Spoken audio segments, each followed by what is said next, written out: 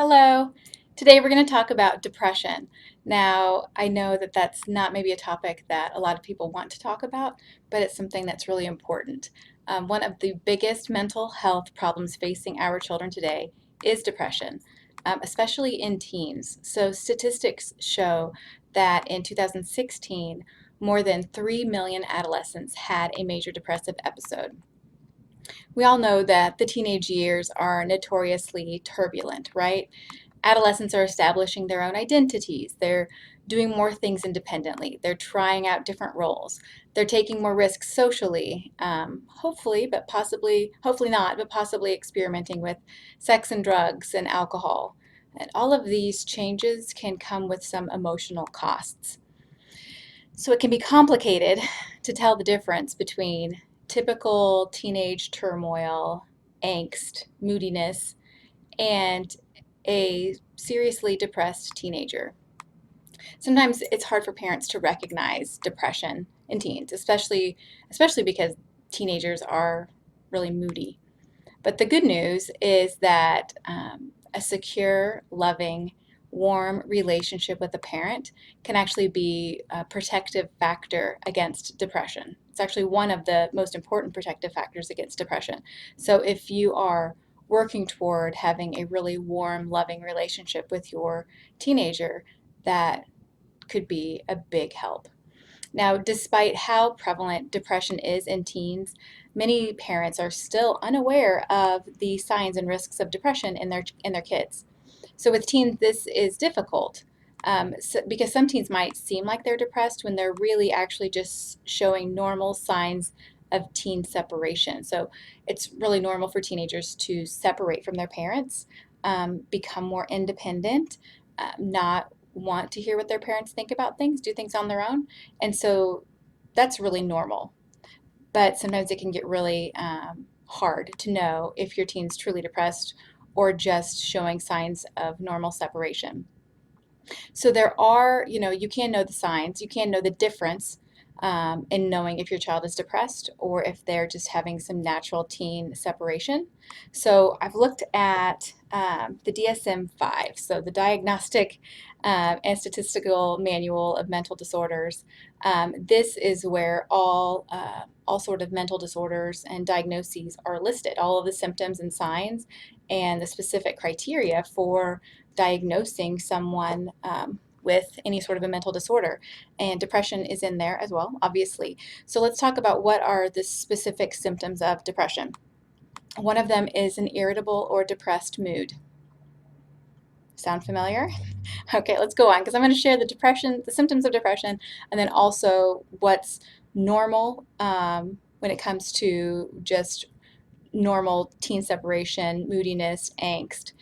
So we'll define what's the difference between those two, and then also, what to look for that might specifically be depression. So depression symptoms, irritable or depressed mood is one of them, and a decreased interest or pleasure in normal everyday activities. So things that used to be pleasurable and interesting just aren't anymore.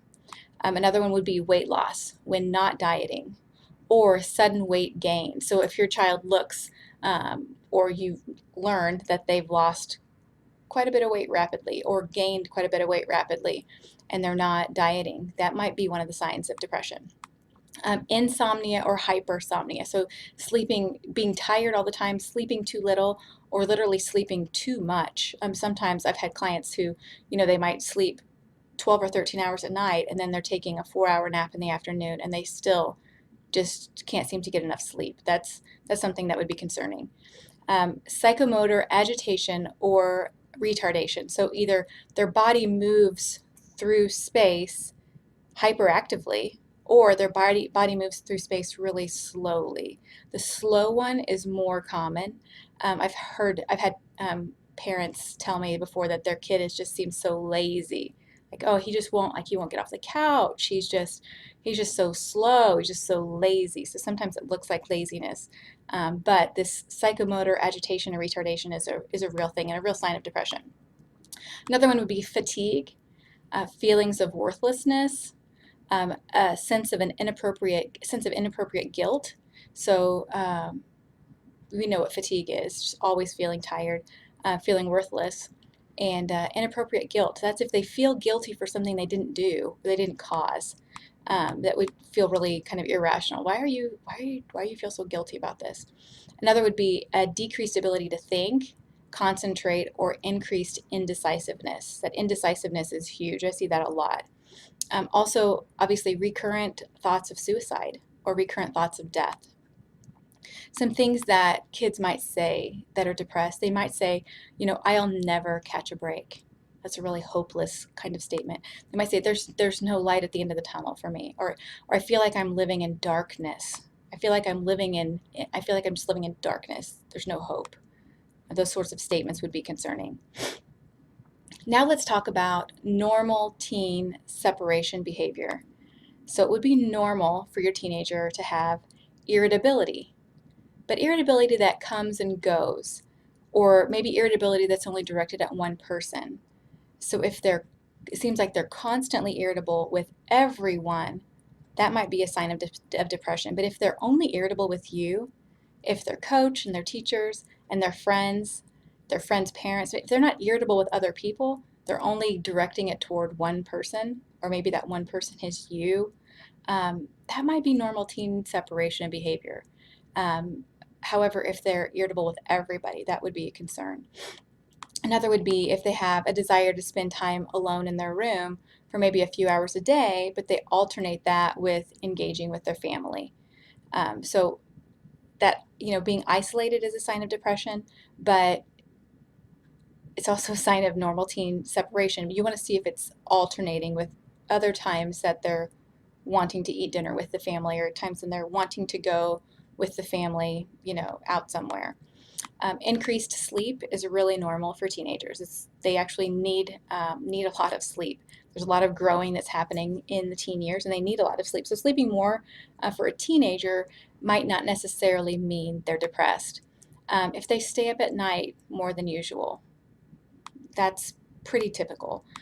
If they're fatigued, I have so many teenagers will talk to me about I'm tired, I'm tired. So that's pretty common to have this sort of tired talk all the time. But if they are fatigued, but then when they get extra sleep on the weekends, they're fine. So the kind of fatigue you would be worried about is if they're tired all the time and there's really never a break in that. Something else that's really normal is for teenagers to have a desire to exclude their parents from personal conversations, or wanting to be secretive. That's pretty normal.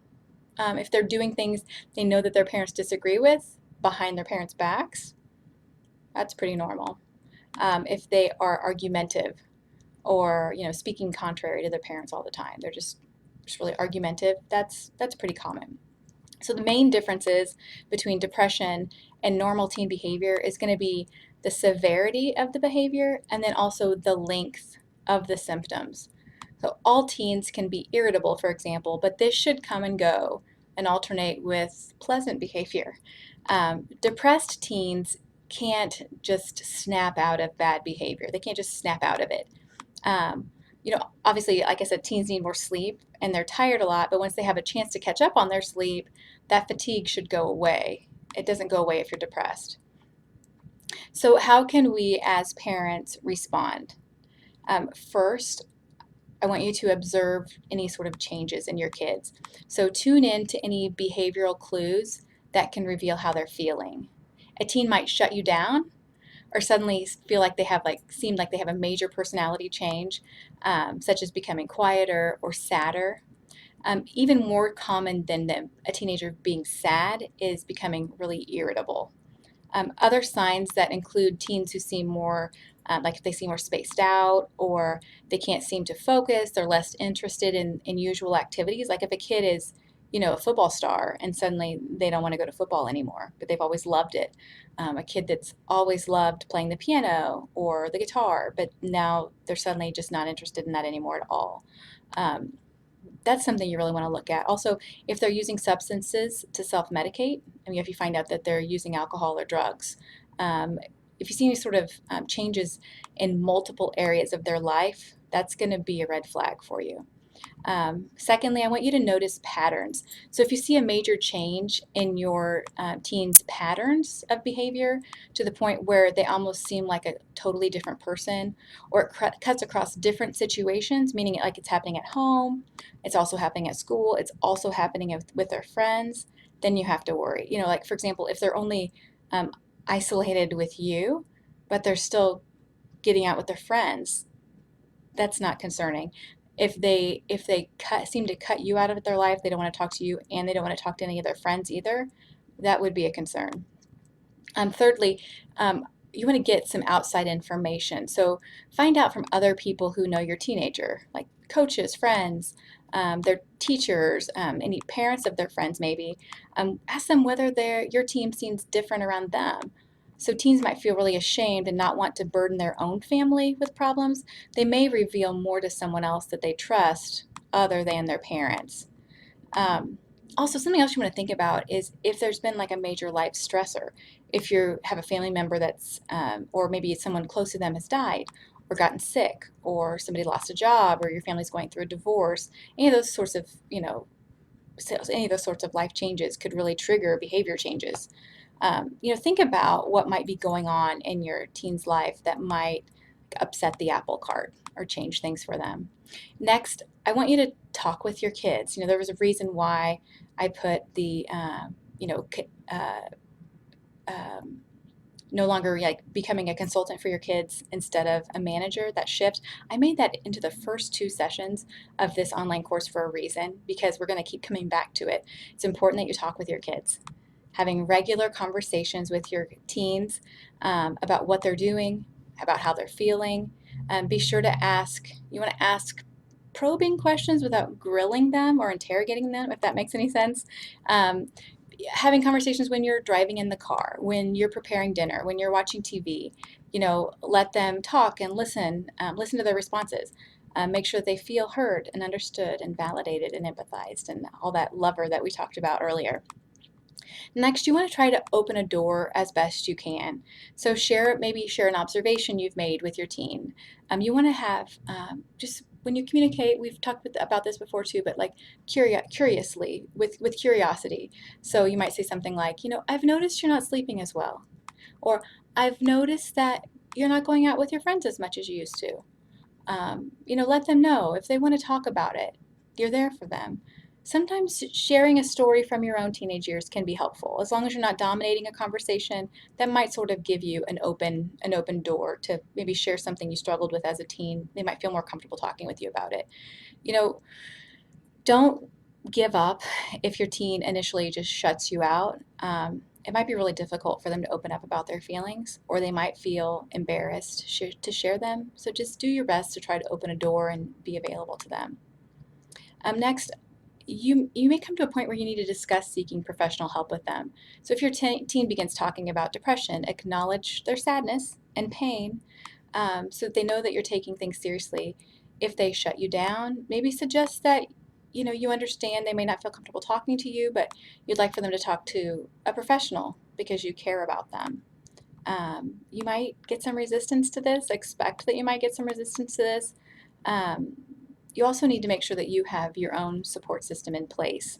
Um, you know, Parenting a depressed teenager is not easy, and it'll be important for you to have some support in place as well. Next, don't be afraid to ask about suicidal thoughts. It's so important for parents to bring up the topic of suicide. Something we're going to talk about that you'll see in our next week's video is that talking about suicide doesn't precipitate a suicidal act. If they're talking about suicide, if they're talking about hurting themselves, if they make any statements about I would be better off dead, or you guys don't even need me here anymore, take it seriously. Get help immediately. Next, I want you to take a stance. So if your teen's depression seems severe, or if they appear to have a serious substance abuse problem, if they made any sort of suicidal gesture, it's the role of the parents to take a stance and insist that they seek mental health help. You know, I think it's important for us as parents to allow our teenagers to make as many decisions as possible. To be being a consultant means that they're living their life and that you're there to support and help and encourage and provide what they need. But when we're talking about, mental illness, if we're talking about depression, whether it's real clinical, a chemical imbalanced type of depression, or if it's a situational depression, there are two different types of depression. Sometimes people think, oh, if I have depression, then I have this diagnosis, and that's where the way I'm going to be the rest of my life. That's not the case. A teenager or any of us could have some sort of a situational depression where something happens and we just feel like we can't get over it. In either case, seeking mental health professional and seeking help is going to be really important. You know, I have seen a lot of times where like parents will bring a teenager into my office and they come in kicking and screaming, not literally kicking and screaming, obviously. Well, usually, but they come in all mad, like arms crossed, ticked off, like I don't want to be here. I'm not going to talk to you, lady. And once they get in and their parents leave the room, most teenagers want to talk when they're given the opportunity to do so. So just because they maybe are resistant to counseling to start, they may not stay that way. Obviously, if you think that your kid is sad, depressed, anxious, just believe them and do your best to get them some help. If any of your kids' friends say that they're sending weird messages, or someone else, brings it to your attention that they've said something that was concerning, just take it seriously. Sometimes, if you have a child who is depressed or shares with you really sad feelings, it's going to be important that you go through that lover technique. Um, Empathizing with them and validating their feelings is going to be really important. Sometimes we have to sit in the sadness. I really like that phrase, sitting in sadness with another person. Um, being there and not being scared to go there with them, not being scared to hear the sad words, um, not being scared to validate their sad feelings. Um, Sometimes I talk about the word silver lining. So if you silver lining a problem, I'm going to use that as a verb. It's not a verb, but I'm going to use it as a verb to, if you silver lining a problem, or you start a sentence with at least, like, well, you might be like really sad, but at least you still have your girlfriend, or at least you brought up your math grade, at least whatever. When you use the word at least in front of a sentence, after someone has shared their feelings with you, you just invalidated those feelings, which is going to cause them to feel like nobody understands them, that like nobody gets it. They're going to feel like they're abnormal, like they're alone, which feeds the isolation and is going to make the depression worse. So instead, if they talk about sad feelings and you say something like, this is going to be so hard, you empathize with them. You might even say, I don't even know what to say right now. I'm just so glad that you told me. That's a really great statement. We can't be afraid to have hard conversations with our kids. We have to let them know that, hey, you know what, if you talk to me about feeling suicidal, if you talk to me about sadness and pain that you're experiencing, I can handle it. I can handle it. We can get through this together. I'm not scared to have this conversation with you right now. We can do it. We need to talk to each other when we feel sad for no reason, or when our lives seem too dark and heavy to carry alone. We've got to promise the people around us that we'll talk to each other and that we'll be there for one another. Because for someone who struggles with depression, just knowing that you have someone to talk to can make the difference. If you think that you might have a depressed teen, the first step is going to be talking to them and then seeking some professional help. Depression isn't something that you can just fix by taking your teenager out for ice cream, or going out to a movie. It's actually an illness, and it needs to be treated like one. So just like you would take your kid to the doctor if they broke their arm, you need to take your child to a therapist if they're showing some signs of what could be mental illness as well. It can be really scary to be honest about your child's mental health. None of us wants our kid to be sick or sad. Deep down, a lot of times parents will blame themselves for their child being depressed. And this makes us just want to be in denial even more. Depression occurs in all types of people for all types of reasons. The important thing is to just get help and have a professional help you get to the root of the problem. I hope this helps. Get in touch with me if we need to collaborate one-on-one, over the phone, remotely, or even in my office. Let me know, and we can do that. If you have a teenager that you're concerned about, let's get some help. And if that person isn't me, I can make referrals to you to other people that might be in your area that could help. It's important. Thanks.